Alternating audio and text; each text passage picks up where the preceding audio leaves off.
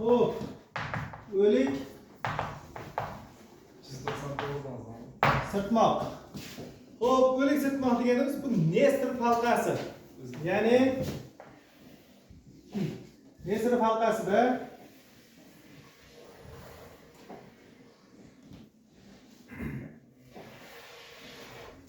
jism h balandlikdan tushib h balandlikdan tushib mana shu aylanani yer radiusida aylanadi. Bir marta to'liq aylanib o'tib ketish kerak. Bunda nima ishlaydi desa, bunda nima ishlaydi? Har doimgidek energiya kerak bo'ladi bizga. Demak, bu jism yuqorida turganda, jismning yuqori nuqtasidagi Y to'liq energiyasi nima teng bo'ladi? Faqat Y potensialining nimasiga? Maksimaliga. Endi jism mana bu nuqtasiga kelganda, pastga osadi qaysi kuch? Og'irlik kuchi. Yuqoriga ko'taradi qaysi kuch? F markazdan qochma kuch. Mana shu ikkalasi bir-biriga teng bo'lishi kerak. Agar shu ikkalasi bir-biriga teng bo'lmasa, og'irlik kuchi markazdan qochma kuchidan katta bo'lsa, jism bu yerga chiqib aylanmaydi, mana shu yerdan tushib ketib qoladi. Demak, jism mana shu yerda v tezlik bo'lishi kerak. Ya'ni birinchi xulosaga olgan joyimiz, mana shu keladigan joyimiz, mana shu ikkalasini nima qilishimiz kerak? Tenglashimiz kerak. Ya'ni F markazdan qochma kuchi tenglik nimaga? F og'irlik kuchiga. Demak, R radiusini nima tezlik bo'lishi kerak?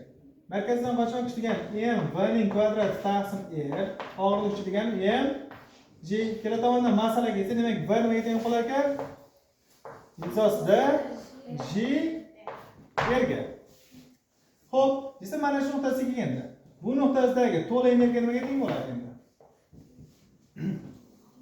Xo'sh, bu nuqtasidagi to'liq energiyasi bu yerda jismning ham potensial, ham kinetik energiyasi bor. Endi keling shuni Y to'lashtiraylik. Demak, mana bu joydagi jismning Y to'liq energiyasi bilan mana bu joydagi jismning Y to'liq energiyasi bir-biriga tenglasak, masala yechiladi. Endi o'shanda balandlik qanchaga teng bo'lishini topamiz. Tevadagi potensial energiyaning maksimal degani m j h teng. Demak, bu to'liq energiyamiz nimaga teng edi? Potensial energiya. Jism mana bu nuqtasidagi potensial energiyasi nimaga teng bo'ladi? Yerdan qancha balandlikda turibdi? M j h. Buning h balandligi 2 r ga teng. 2 r plus mana shu nuqtasidagi kinetik energiyasi m v degani nimaga teng bo'ldi? Asosan j r ga. Shuni kvadrat. J r taqsim 2. Har tomonda mg lar bo'lgani uchun qisqartirib olamiz.